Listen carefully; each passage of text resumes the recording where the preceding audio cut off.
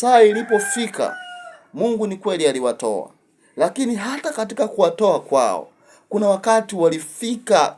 Biblia inasema ya kwamba wakati wamefika katika bahari ya Shamu, wakigeuka nyuma wanaona maadui zao, wakiangalia mbele wanaona bahari, hakuna namna ambayo wanaweza wakachomoka pale.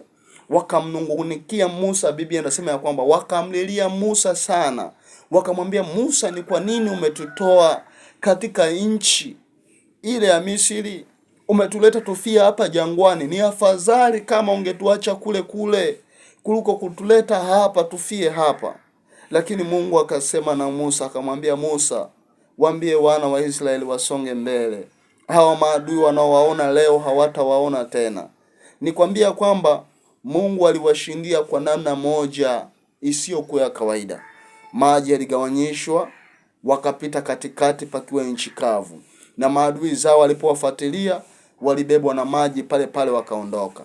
Nikwambia kwamba kuna wakati unaweza kuwa unapitia